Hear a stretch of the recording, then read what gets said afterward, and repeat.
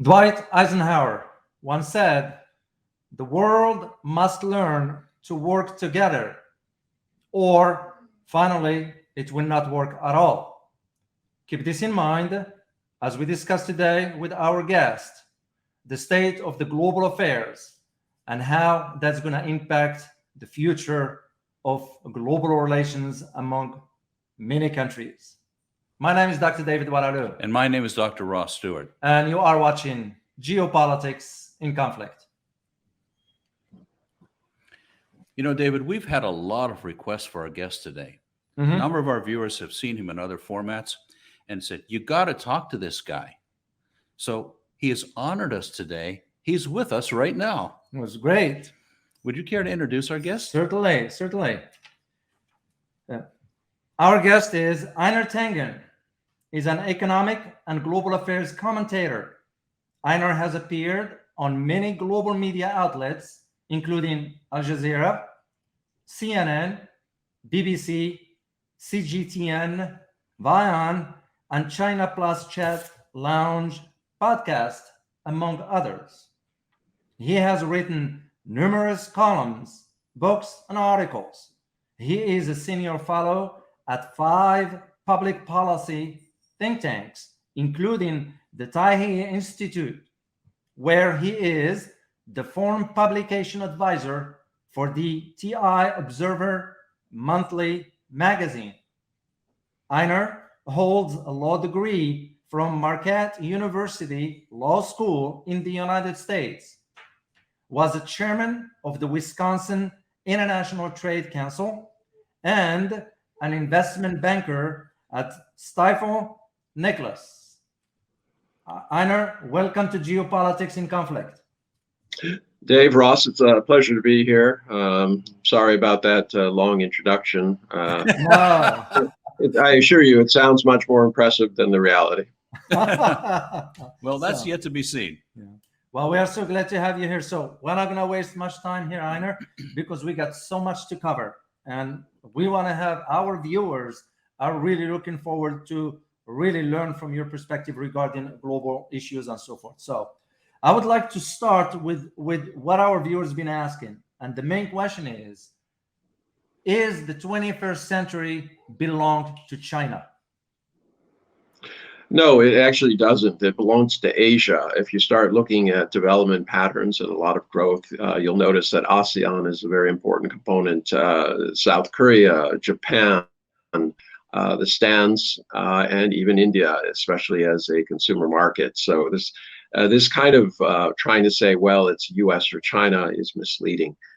These are massive markets, and with the global situation the way it is with pandemics, climate change, all of these areas are just talking about this kind of shift in the paradigm from a very Western-centered economic sphere where markets in the West and also production in the West was dominant to a situation where you see more production and more markets in the East. Wow, that's interesting, because there's always been the argument from the West as to, should we work with China or should we work against China? And the way I've been watching very, very attentively in the last few years is that there is this posturing, this aggressive or aggression, shall we say, towards China for the fact that it's moving forward technologically, even in space. And the West seems to have a hard time accepting that reality. What's behind that? Well, I think it starts in after World War II or during World War II. America looks around. They've been dragged into 2 world wars. They don't appreciate it. They say, previously the U.S. had been very isolationist. They just said, look, everyone came to America to get away from wherever else they were, especially Europe, and then being dragged back into wars in Europe. There was this feeling that if there was going to prevent a World War III, the U.S. had to be the responsible stakeholder. And that meant having an idea about how nations should develop They in the U.S., and they still believe today that a liberal democratic capitalist nation is the only way in which you can promote stable countries over the long period of time, because democracies are supposed to allow kind of renewal because people can reject the governments they're in. The market forces are supposed to allow companies to fail and rise, and liberal values are there to make sure that people enjoy freedom. But years later, what you find is the differences between what the U.S. do and what has happened to the world kind of blurred. This Cold War mentality that says socialism is bad. And it sounds like we have somebody who's chiming in on my my chat. I don't know if he agrees or disagrees, but I wouldn't blame him if he disagrees. Probably a lot smarter than I am. So what we have is a situation where, obviously Europe and many other countries adopted socialist principles, whether it was universal health care, creating social safety nets, etc. So there was this acknowledgement that a hybrid system was developing.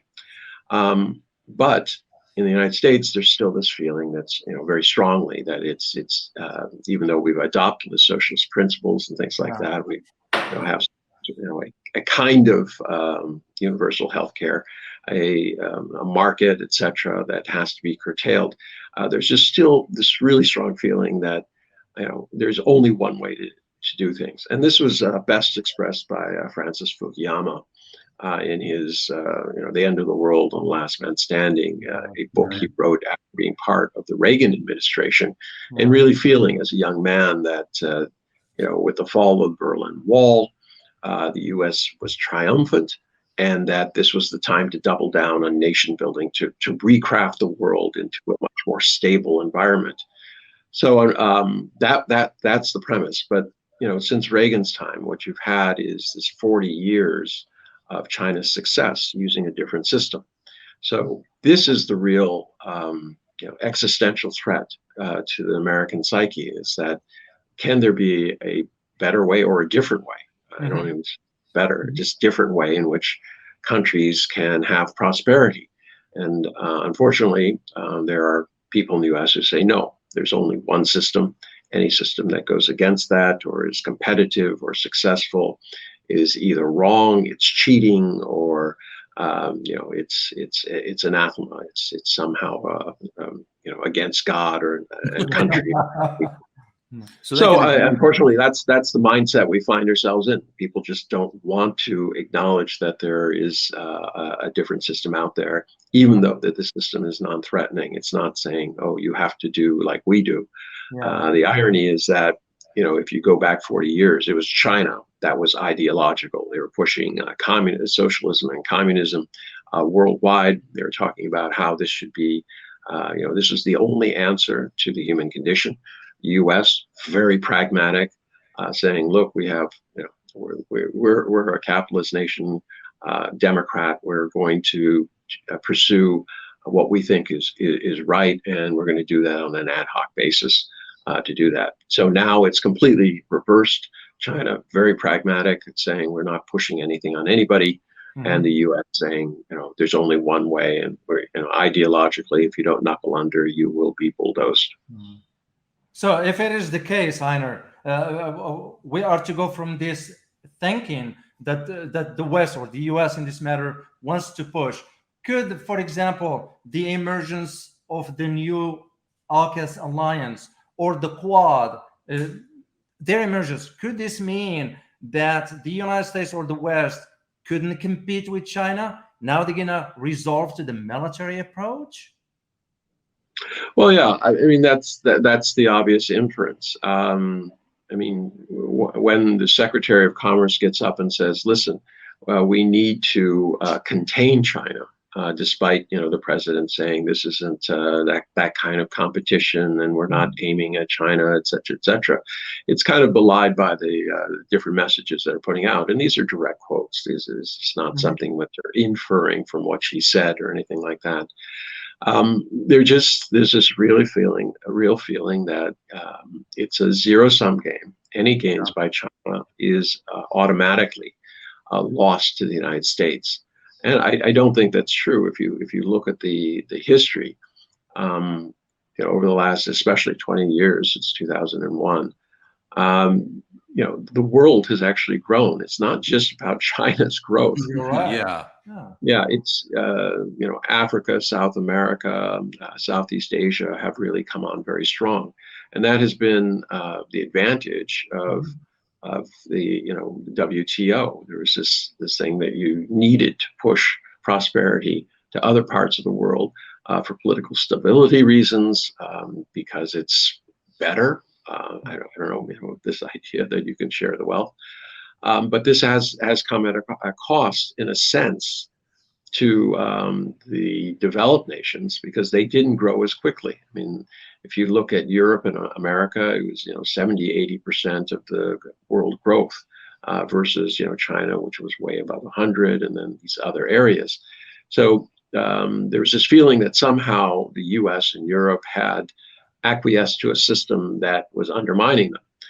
That's true to the extent that you start looking at production. But if you start looking at profits during that same period, the U.S. and Europe soaked up 2/3 of the world's profits. Pretty amazing for 15% of the world in terms of population. So while these companies were doing what they had to do in terms of the economic environment, if I don't go to a labor market where I can produce things less expensively, or start creating a global supply chain where I can produce things less expensively, and my competitor does, I'm simply out of business. Right. So there was this tableau where people said, look, I have to do this. They did it. Production shifted, jobs shifted, but it wasn't China coming in the middle of the night and stealing jobs. It wasn't Southeast Asia doing it, or Africa or South America. This was just simply globalization as it was supposed to work, which was to equalize things and create a much more stable world. But now there's buyer's remorse on behalf of U.S. and to a certain extent in Europe, and they're saying, look, that was a mistake. We got cheated. We're a victim. I mean, this is an interesting perspective. If you're somebody in Africa, or South America, or other places, and you hear that the most powerful, richest nation on earth spends $1 trillion a year on its military, more than the next 20 combined, is somehow a victim. There's a lot of people out there who say, hey, I want some of that. I'd like to be a victim in that way. So anyways, but psychologically within the United States, there have been big changes. During this period, the corporations got very wealthy, but especially lower middle class America was ignored. They were told constantly by both parties, we're going to do something for you, Democrat and Republican, and nothing happened, and they were marginalized. So at a certain point, they were ready for somebody like Donald Trump, who's promised them the moon, didn't deliver it, but certainly was saying all the kind of populist things that they wanted to hear: tear down the system, they don't care about you. And he rode that into office. He's still trying to ride it, despite the fact that if you look at what he actually delivered, it was mostly for the wealthy people. Yeah. Wow, that's interesting. Well, you've had it, Ross, last time when we talked about the history of China, remember? And you did mention that point. One of the things that doing a deep dive into China's history, I don't see them going out and conquering other nations. Do you see the same thing today? Well, according to Australia, I think 50% of the public believes that they could be invaded at any moment. But there's a kind of popular hysteria that China is going to be as aggressive as the colonial powers were during their time. I mean, and this is something psychologically which is hard to escape. Everybody believes that people are going to act the way they acted. So you'll accuse people of being, if you're somebody who cheats other people, you're a con man. You believe that everybody else is a con man or a sucker. Yeah. And this is kind of the mentality that many in the West are trapped in. They say, look, we did some pretty bad things on the way up. We started a lot of wars. We conquered people. We land on their shores, plant a flag, and say, you belong to us now. And look, I mean, look at India. India, before the British came, was 24% of the world's GDP. So this mixture of Maharajas and everything like that, which has been painted as this, terrible system and everything like that, was actually quite productive. Yeah. 24% of the world's GDP. Now, when the British left, it was 4%. So that gives you an idea of, how colonialization affected other nations. Yes, it made Europe rich, it made the United States rich, but it didn't really help. It was at the expense of these other countries. And at that time, it was pretty much a zero-sum game. You either conquered or you were the conqueror. And to the conqueror belonged the spoils. Right. In today's environment, it's a little bit different. Things are much more connected. Global supply chains are there, and we're seeing that as we speak. You look at the cost of shipping, look at the cost of oil, look at the costs of containers. In 2019, a seagoing container going from China to the west coast of the United States was under $2,000 US. Now, with surcharges and fees, it's over $24,000. Wow. So, you're seeing this. It's a very, very different world that has been created since WTO opened up and things changed. But you can't have your cake and eat it too. You can't say, look, I want to make more money. My corporations want to make more money, and we're going to move our production overseas because we have to, because it's the system that we set up. But then we're going to accuse everybody of stealing our jobs and victimizing our lower middle classes, which have coincidentally during this period deteriorated in terms of numbers, in terms of percentages, etc. Then you have this other issue about the America and the changing demographics. 56% of Americans identify as purely white. The number of people of mixed race and things like that have gone up. And there's this real fear in America that, quote, replacement theory, as is being generated by a lot of far-right groups and some within the Republican Party, that America's changes are going to be detrimental to its image as a white nation. And that has profound psychological effects. It's very easy to use that kind of ugly stick to make people feel that, yes, I'm going to be marginalized. My job is going to be taken. Perhaps these brown people will do to me and mine what my forefathers did to them. I mean, the specter of slavery, the inequalities, the Chinese Exclusion Act, what happened to the Japanese. We do have ugly parts in our history, and people, I don't think they consciously think about it, but they are aware, with what's happening with African Americans, et cetera, that there are inequalities, and they don't want to be the victim of them. I don't say that they're trying to be a perpetrator of them either. It's just that they're trying to, what they see is maintain their place in society, to live with hope. And this is something that all people want to do, but it can be turned into a very ugly situation, as we have seen. And we're not immune to it just because we think we're a modern man. What happened in far from Kosovo, what happened in Rwanda, and what's happening with the Rohingya. These types of things are still specters that are there, and they remind people constantly of man's inhumanity to man. Yeah. But that was very interesting because just within those lines, Einar, I was very surprised when I read the statement by Boris Johnson regarding this AUKUS tank, when he mentioned, and I quote, 3 English-speaking countries gonna get together. And right there, I was like, who's advising the prime minister here? Didn't he hear the tone of colonialism? knowing the history of Britain in that part of the world, and a kind of, why are we hearing something like this at this time when someone should make the prime minister aware of such a statement and its consequences. So I was very surprised at that. The world has to be listening to that and coming up with a very negative judgment about Great Britain, Australia, and the United States. Colonialism 2.0. Here it is. Well, yeah, no, I mean, it was amazingly tin-eared statement.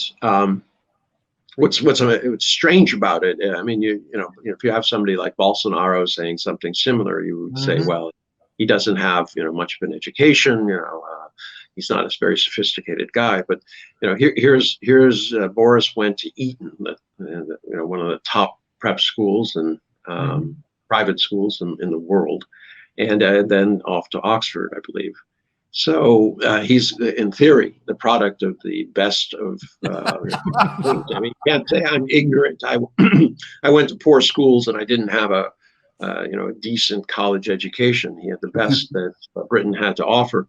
Yet he's this is not the first time he's put his foot in his mouth and said these things. But quite clearly, he realizes what he's saying on one level, but he doesn't care, because on another level, it's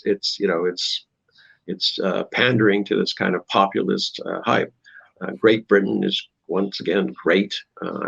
I always forecast that Boris Johnson would be the person who made Great Britain into Britain, especially if Scotland. But these are the ironies of our time, in that you have leaders who are supposedly knowledgeable enough, actually engaging in tearing down the very societies and fabrics that they're supposed to be defending. Wow, that's very, very interesting. So would like to shift to, we want to talk about Hong Kong, and we want to talk about... We're really looking at what's the news behind the news in this Hong Kong thing. What we know is that the educators in Hong Kong taught all the young people that it's its own separate nation. We also suspect that there are a number of agitators there, professional agitators, who went in to stir this situation into riots, not just not peaceful demonstrations. What's your take on what's going on there? Well, anybody who's interested should study the National Endowment for Democracy. It was an entity created by the United States in the wake of the Iran-Contra controversy. That was, arms for oil, all dirty tricks. Oliver North fell on his sword. Otherwise, it was going to go straight probably to the Oval Office and Ronald Reagan.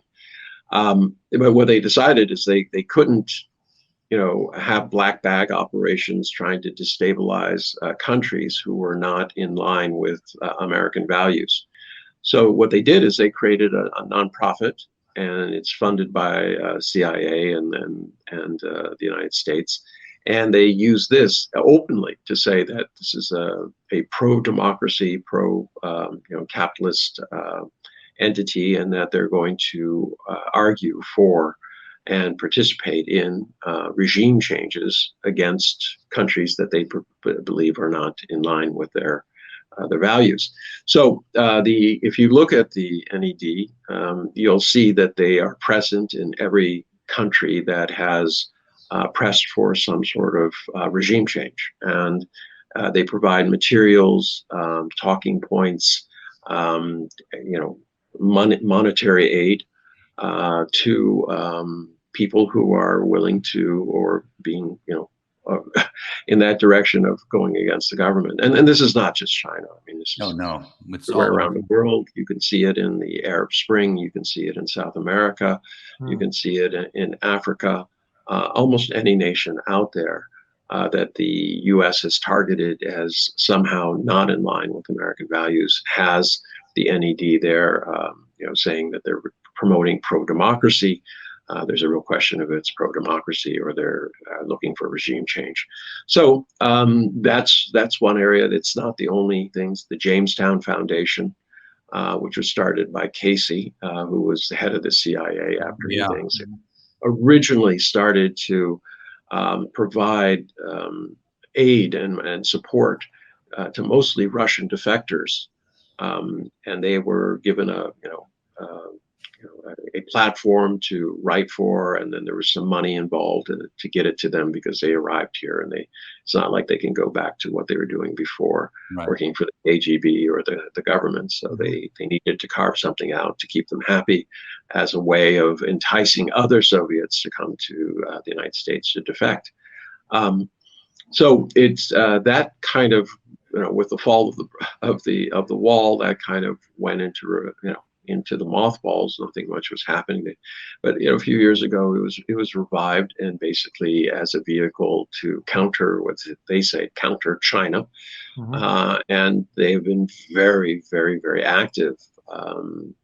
The source of all of the accusations against the Chinese government in regard to Xinjiang, also Hong Kong, and now Tibet, and also the military, increased military role and recognition role towards Japan, towards Taiwan. They are all, you'll find all the elements there. People who are advocating this are being, materially supported, like this Adrian Zenz. I always point to him because it's an interesting. Here's a man who he was a failed academic. He was in charge of an institute that had no credibility. It was credited to do vocational training, and he was part of a group called the anti-communist survivors of communism, anti-communism group or something like this. He's a very radical evangelical who believes that most Christians won't go to heaven because they don't follow his particular brand. He thinks that corporal punishment of children is the reason, lack of it is the reason that the world is suffering. He does not believe in women's equality. And he's definitely believes that all Muslims will be going to hell, as well as Israelis, etc., because they're not Christian. So he suddenly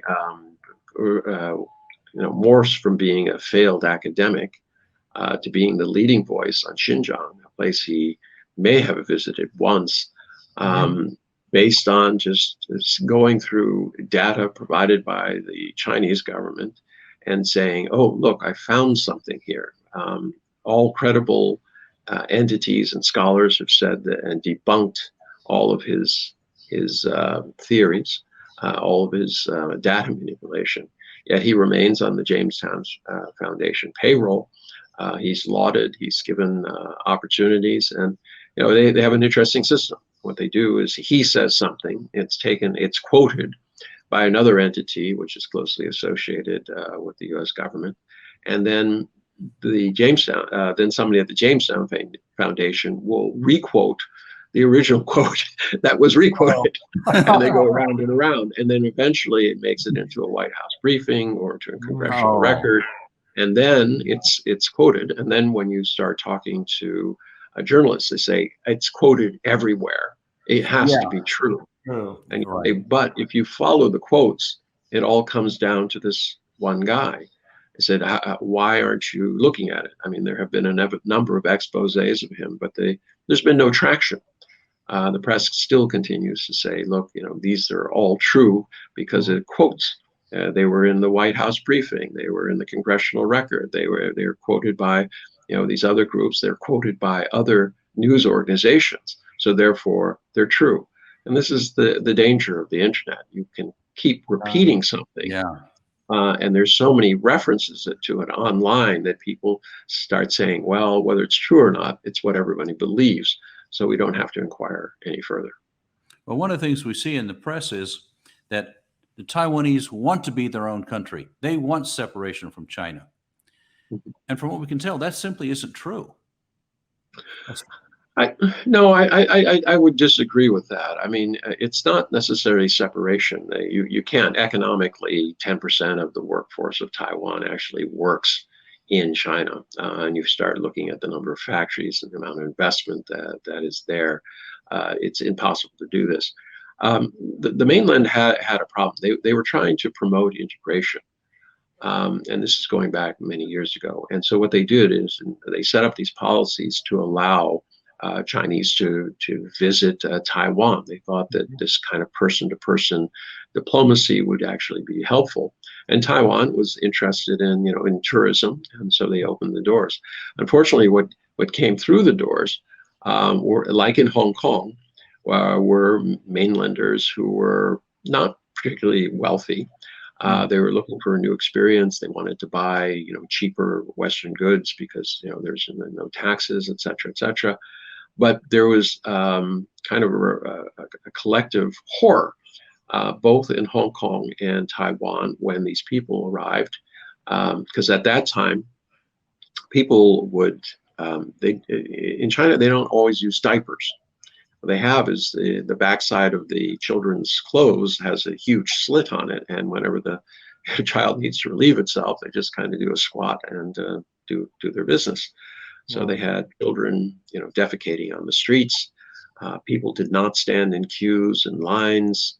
They were, countryside people, so they talked loudly, and they, didn't have any manners, and they didn't.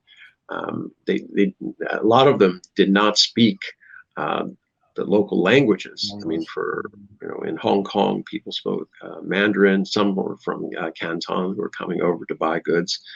But, there was this kind of sense that I'm Chinese, but I'm not, if these people are Chinese, I'm not like them. They're different. So there was this kind of collective idea that somehow Taiwan and Hong Kong had somehow, how would you put it? They had evolved. They were not like these mainland people. Now today, I was here during that time in China, and I can tell you it was a little difficult. No one wanted to queue. It was kind of a mad rush towards everything, and it seemed really, really chaotic.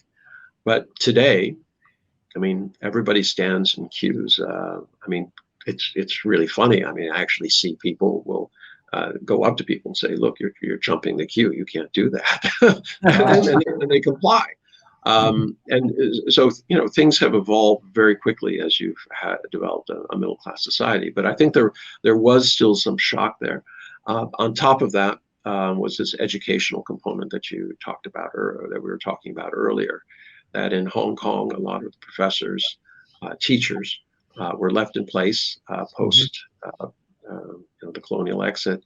And they said, look, this is far from over. It's two countries, it's one country, two systems, but, you don't have to accept that. You have the inalienable rights of man. You have your human rights, self-determination.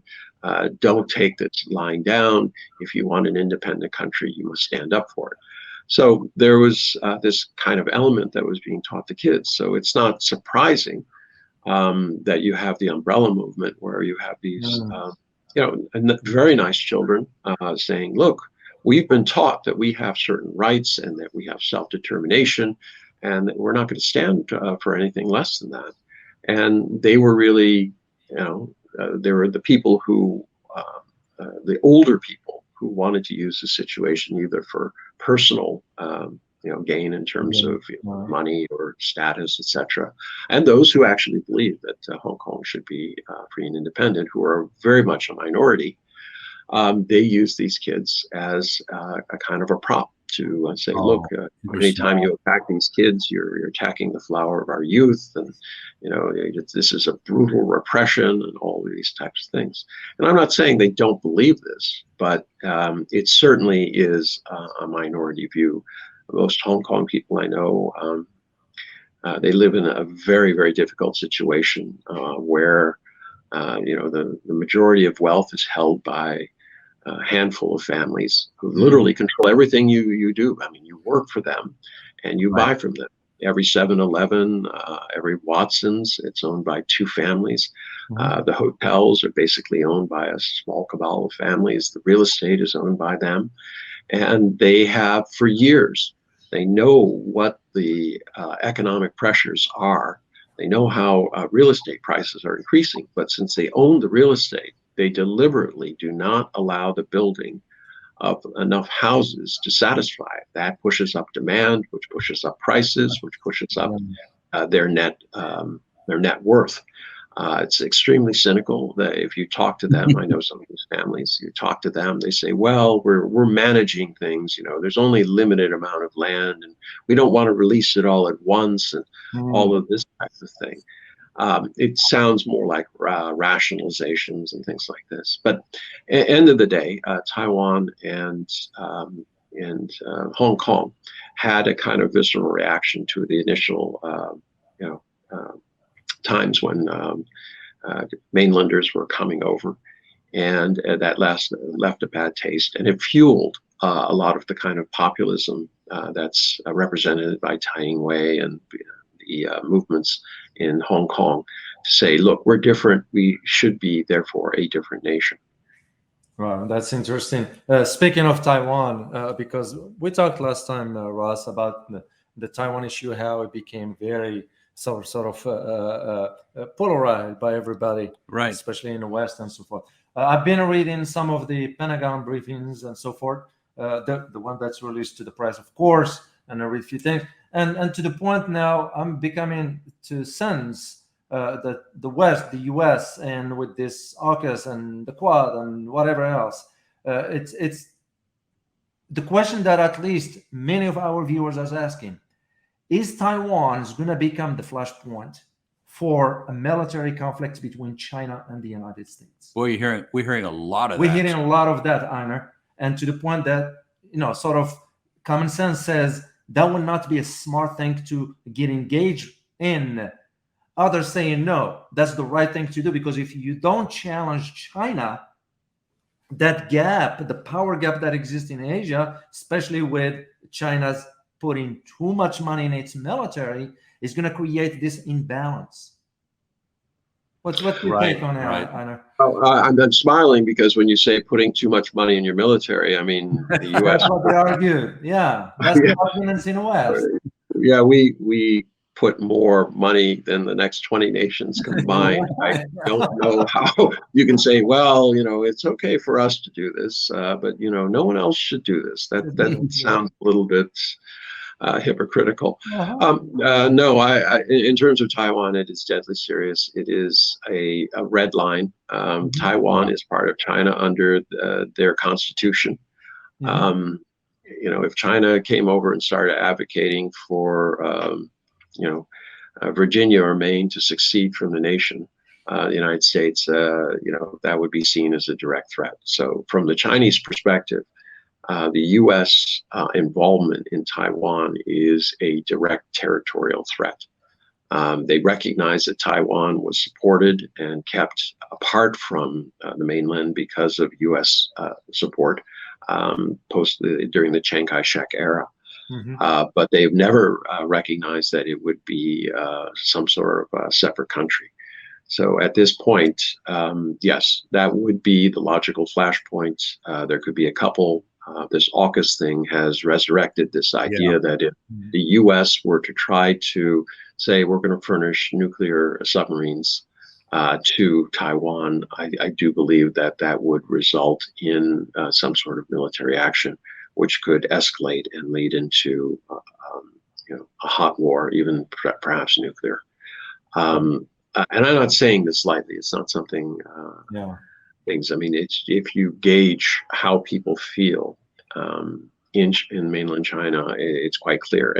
And by that, people think that the government is the one who's pushing these kind of nationalistic things. But if you talk to a taxi driver, anybody on the street, ordinary businessman, they'll actually say things like, to keep Taiwan in China, I would send my son.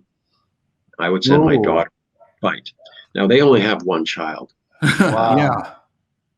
And they're very protective of their children, and everything goes to the children. They'll work 3 jobs in order to make sure that they have money for education and that they can help buy them a house and things like this. For a Chinese person to say something like that is really the ultimate in terms of self-sacrifice, that they would sacrifice the future of their entire line. I mean, there's still this feeling that you want to continue your line, if you send your son and daughter off to war, you're risking ending it. So that is the depth of the feeling here. So it's not even a situation where the government is being the hard line. I think populist feeling here is very, very strong, that they do not want to go back to an era where colonial powers sliced and diced China according to their whims, desires, or economic interests. That is very clear. In the US, we really don't think about the 100 years of humiliation that were forced on China, but they remember it. So it's a hard point. And Taiwan is the logical flashpoint. You have Biden administration, also Trump, who think that China's sensitivity to this issue is a kind of a card that they can play. They're dancing with the devil in this one. Wow. Well, that's why they use the term. I mean, I'm always surprised, Einar, as to the term that has been always used, invasion. Usually, yes, we use the term invasion usually in a military op. That's the term you use. But the argument that many have making, I'm one of them that's making that argument. You don't invade your own part of the country. That's like the United States invading Hawaii. Well, they're not invading because Hawaii is part of the United States. So, and that was always one of the term I noticed personally. Most of the Western publications use the term invasion.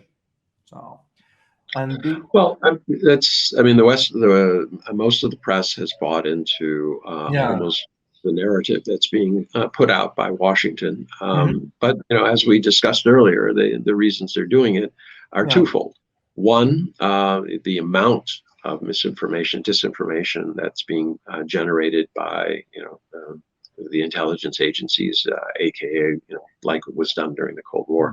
But second, I mean, for journalists, they have a real different level of existential disenfranchisement with China, because if you become a journalist in the West, it is about, you are an essential. You're the fourth estate. You're an essential part of government. Without journalism out there discovering the truth, uncovering the nasty bits that are happening in the corners and the corruption and all of these things, literally, society would collapse because there would be no faith in government. But in the Chinese system, the press is not this entity that sheds light on this. What they do is they broadcast the message. Now people say, oh, they're just propaganda. But they have a one-party system. It's different. The idea that it has to be the same as everybody else's, I think, is a little bit naive. The question is, are they successful? Are they able to take care of what government should? I've always said the test of a government, the first test is, can you maintain public order? Am I safe in my home, at my place of work, at my schools, and just walking the streets? Do I enjoy some sort of order? Without that, what would we say? Oh, it's like the wild, wild west. Everyone has guns and they just do what they want, and you could be shot at any moment.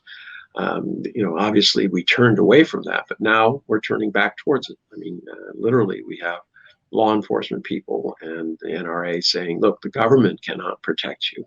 Get a gun. All right. You see horrific things happening. You need to protect yourself. To me, that would be a failure of government.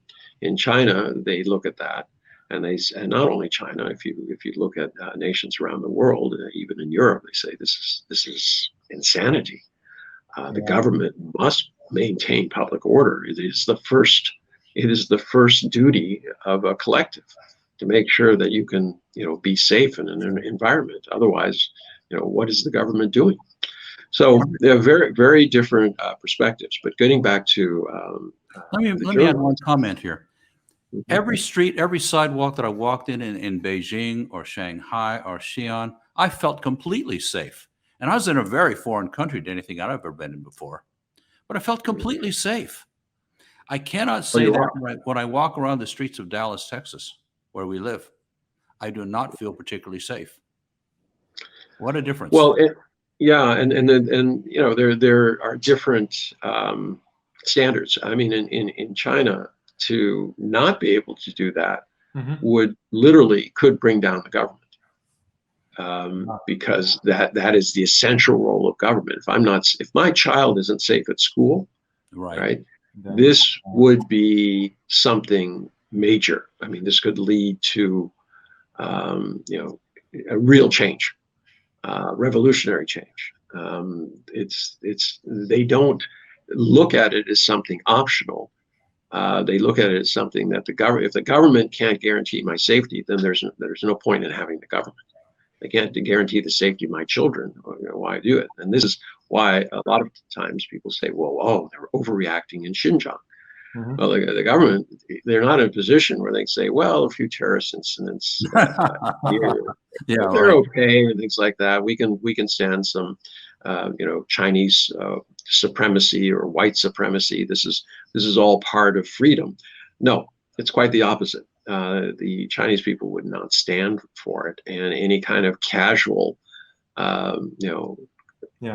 attitude towards the government. But let me get back to the point about journalists. The other part of what they feel is they're not an essential part of, or the kind of part that they think that they play in developed Western nations or democratic nations. They don't have the same role in a Chinese one, and they see that as wrong, as this is the dangerous end of the wedge, and you'll slide into the abyss unless journalists have this kind of role. So for them, it's very easy to see China as a horrible place where there is no press freedom and the people aren't getting the truth and things like that. China has a different system. The way that they deliver information, the way that they're responsive to the people. If you start looking at it just on facts, over the last 40 years, our middle classes have been going down. The poverty has increased. In China, it's the exact opposite. The number of middle class has grown to the largest. It's actually more people in the middle class than the entire nation of the United States. Severe poverty has been eradicated, and they continue to increase the number of services that the government is providing. I don't know how that defines a failed state. Whereas in the U.S., we've been going in the other direction.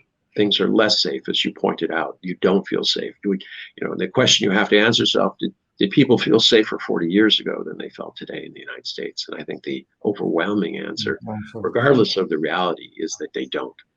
Everything they see in the media, the anecdotal stories that they get from their neighbors are just, they make them more afraid. I mean, this is 30 years ago. The guy I played tennis with told me, and I had just finished a stint as a year in the prosecution office for Milwaukee County. He told me that there was gangs out there. They hid under the cars of suburban malls, and when women came out and they turned around to get in the car, they would slice their back tendons. Okay. Ooh. So yeah, I mean, it's just absolutely horrific, except it never happened. And I told him, I said, that's an urban myth. And he insisted it was true, that it had happened to his wife's friend. And I said, okay, I'll tell you what, let's put $100 in. You don't have to put up anything. All right. I'll give you $100 if you can prove this. And he saw him the next week. He said, well, it wasn't her friend. It turned out it was a friend of a friend. And I said, well, it's worth $100. You can nail it down. I said, I can show you the statistics. It's never happened. I said, and probably you would hear a lot more about dead gang members being run over by cars because they were waiting in line and the woman hopped in the car too quickly and then rolled out, leaving them underneath the car. I said, neither is true. And after a while, he said, well, I don't know. Maybe it didn't happen here. Maybe it happened somewhere else. But I know it happened. And this is the thing that you have today. People. They don't have any kind of factual reference, but they start to believe kind of anecdotal things. I mean, you can see this quite clearly in the voices of the far left and the far right. They hold on to these kind of very odd conspiratorial ideas, and even though they can't prove them or even present it with proof that it's not true, they'll continue to adhere to them and say, well, I don't know, who put this answer together? I don't trust them. They're obviously part of they're part of the problem. They're part of my paranoid schizophrenic reality that I've created for myself, and they're the bad guys. Wow, that's very interesting. One of the things you talked about, I've heard you talk about previously, was how responsive the government is to the requests and demands of the people. Would you talk about that a bit? Well, yeah, I mean, China is huge, and as size creates bureaucracy, and bureaucracy is generally not a very good thing. I think we can agree on that. It's necessary, but you have to process information. But if the people inside the bureaucracy are indifferent, it can lead to real frustrations. And you had that a lot in China. And by that, I mean, simple things, getting, records, changing addresses.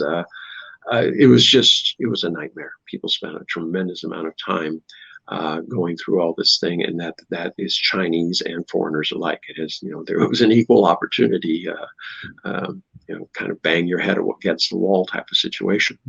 The Chinese government realized that, and they said there's just really no reason for this. So they started putting in either different bodies or different methods by which you can get action on something. I was down in Zhejiang province, and I visited a community area where instead of, if you have a problem, any problem, a corrupt official, or you don't have, or the water pressure is wrong, or you want to build something and you feel like you're getting the runaround, you just go to this center, you go up to the information desk, you tell them what your problem is.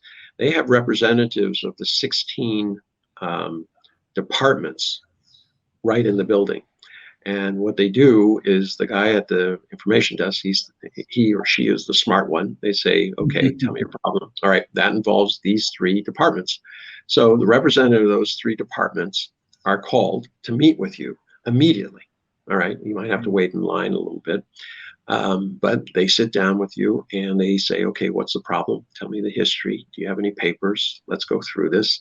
And they have a 98.9% solve it within 72 hours rate. That's remarkable. And so there's no go to this department, and that department says, well, no, you got to go to this other department.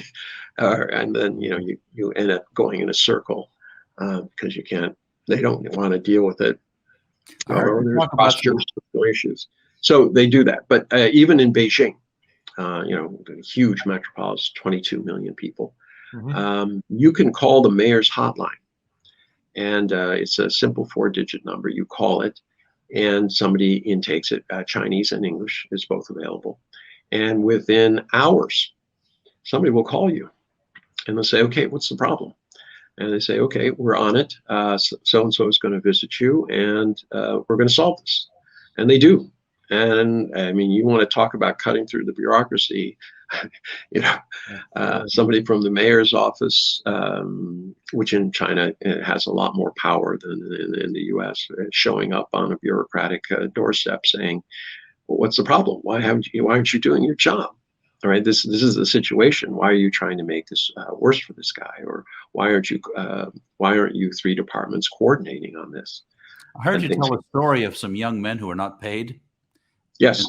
Oh, and I followed up on that story. I wanted to make sure that they, in fact, were paid. They were paid the next day. What happened is these kids, a kid lived across the street. He had heard anecdotally about this center where they could solve your problems. And he just showed up with his friends.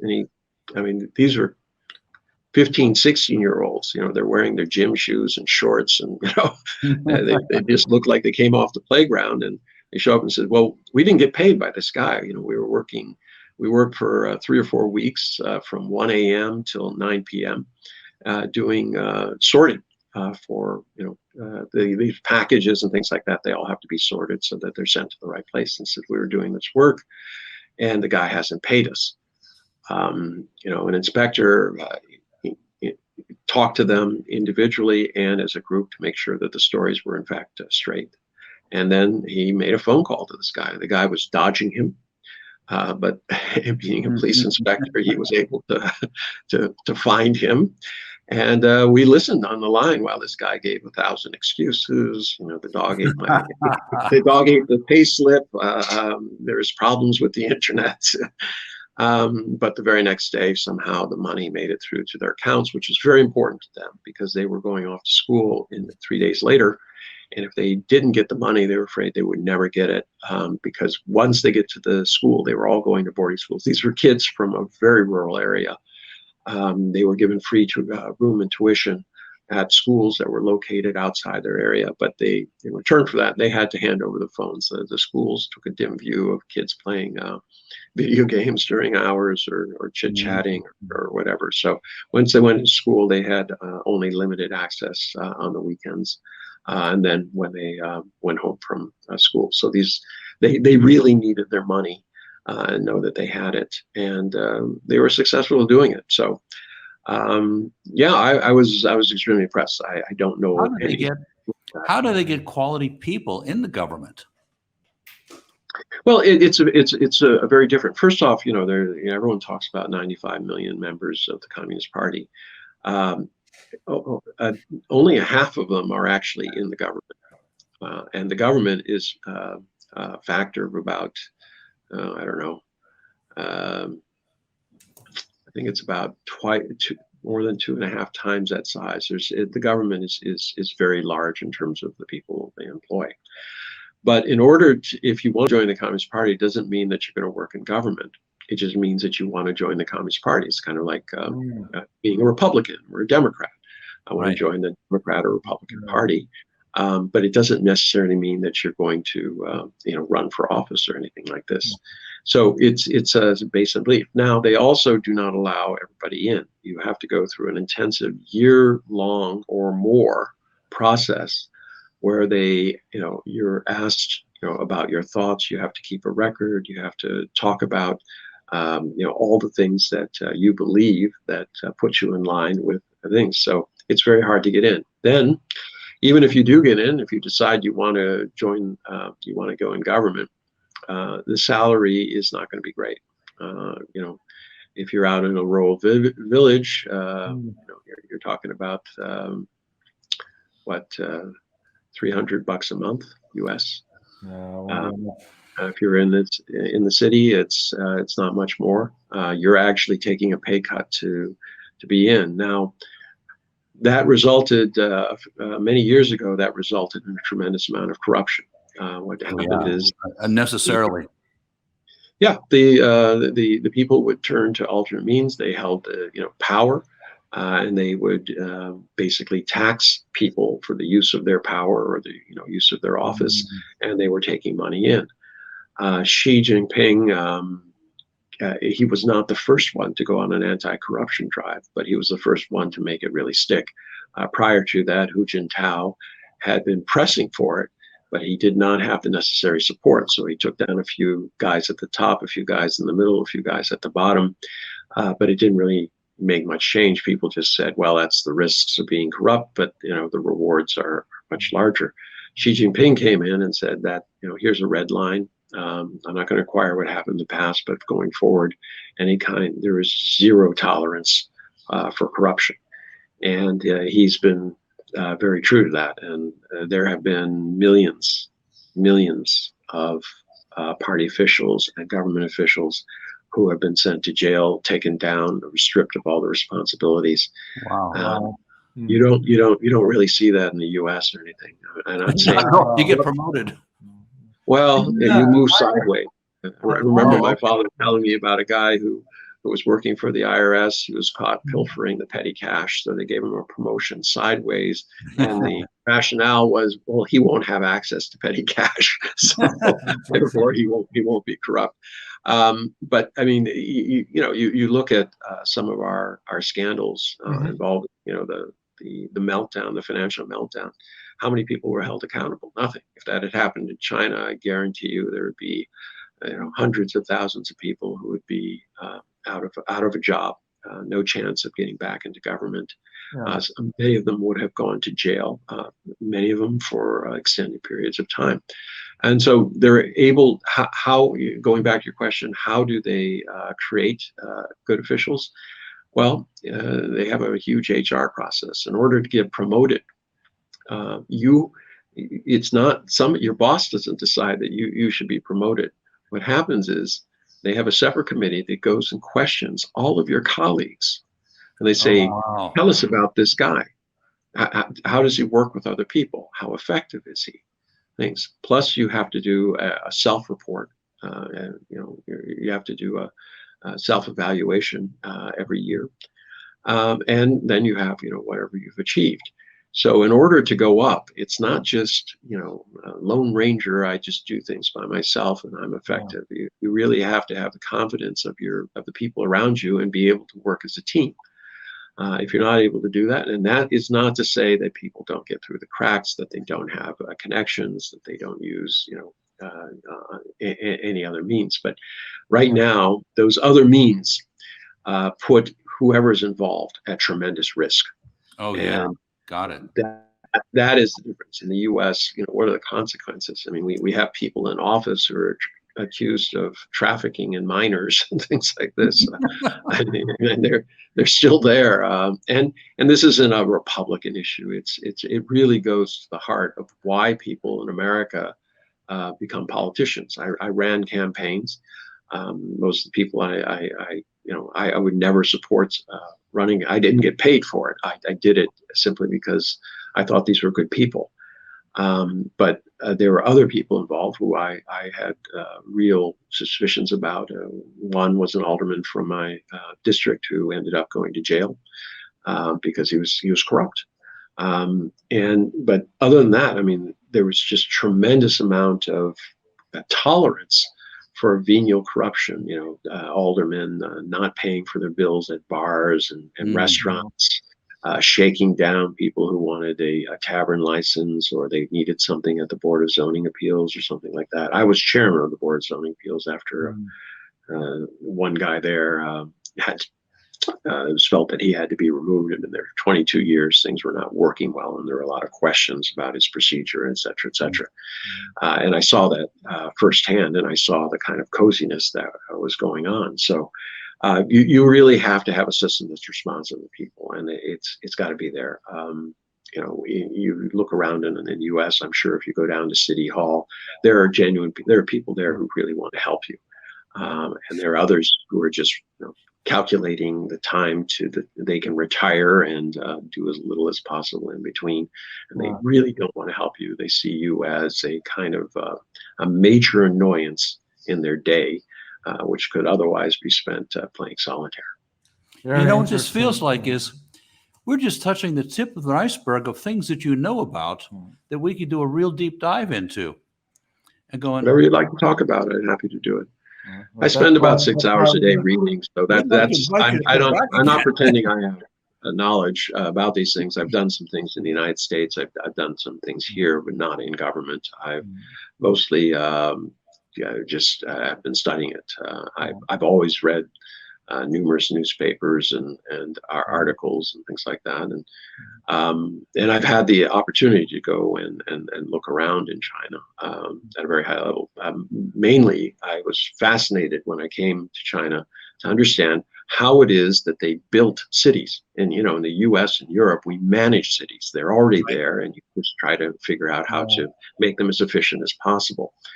In China, they were making new cities, and having been involved in cities, I was fascinated by this. So I wrote some books on it. Best way to learn something is to teach it or write a book, because you have to go through all the discipline. So that's how I gained my knowledge about China. In case people are wondering, why is this guy talking as if he knows something?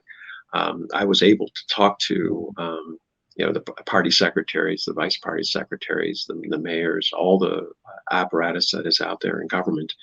And it's been very, very interesting.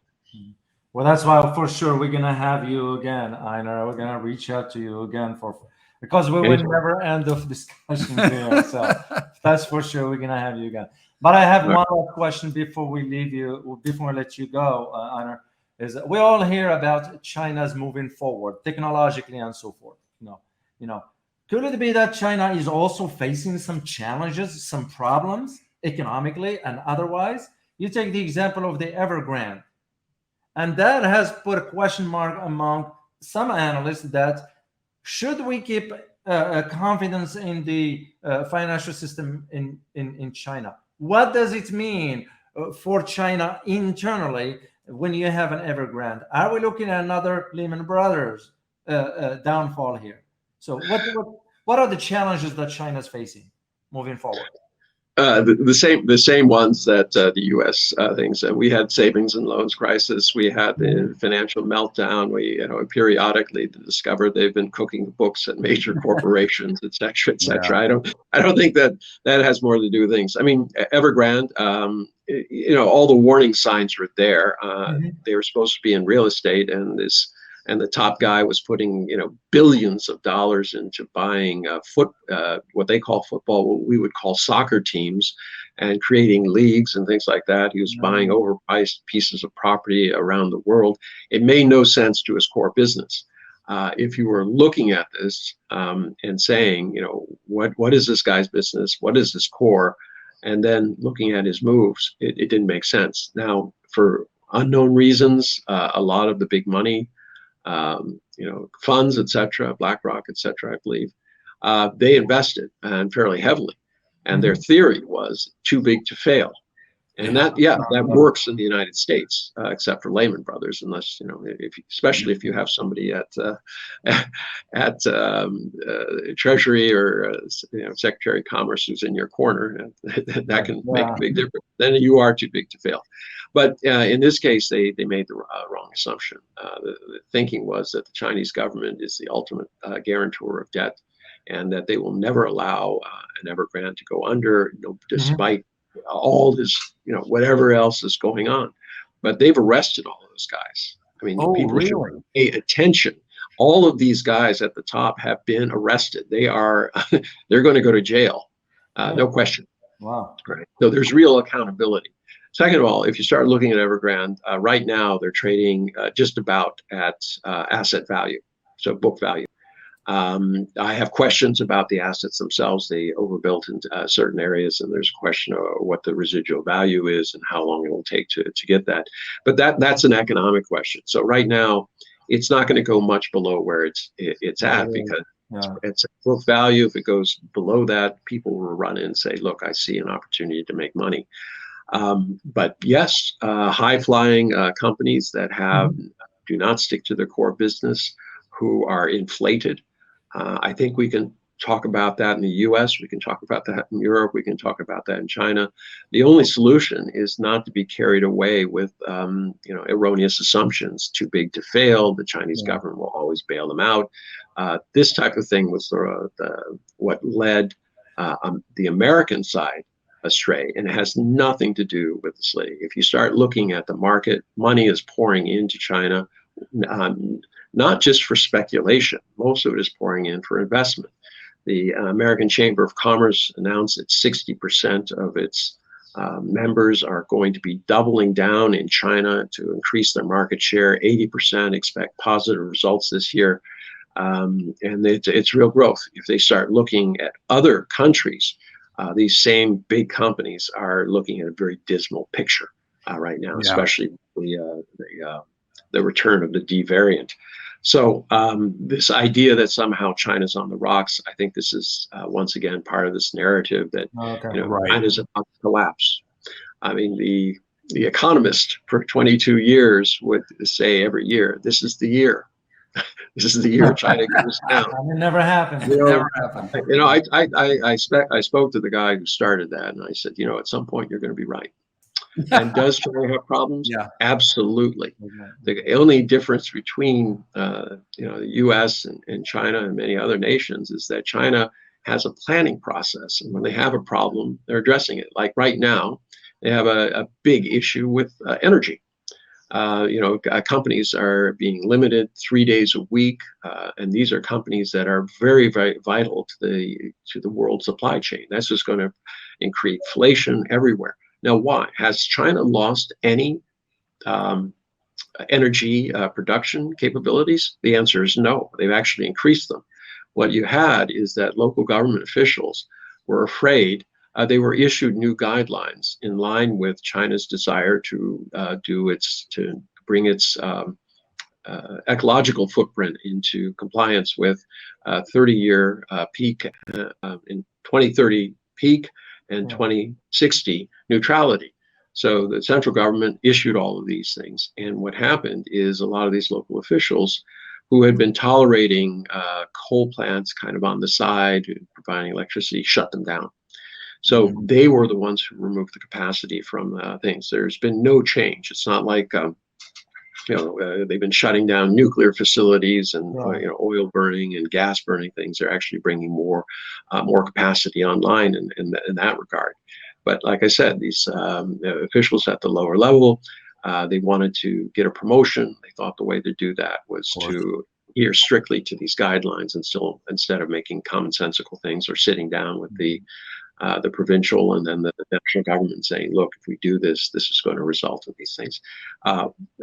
What I'm interested to see is how quickly Beijing is able to react to this, because this is a real litmus test in terms of government. When you have a crisis, how quickly does the government step into action and get things done? I think within the next week, you're going to see a real movement on that. Now, the ecologists might say up in arms because they say, oh, they restarted some coal-fired plants and things like that.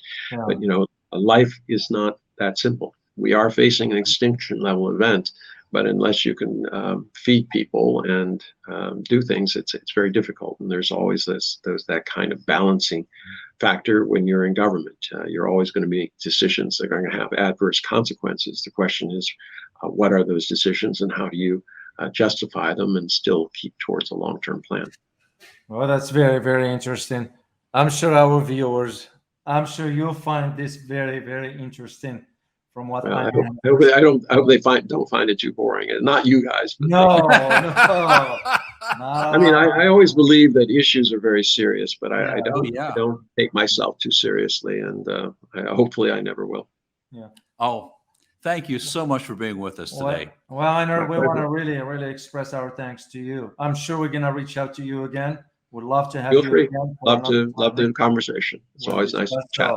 So, as always, for our viewers, remember to subscribe, and also we look forward to seeing you in our next video. And as always, stay informed. Till next time. Bye-bye.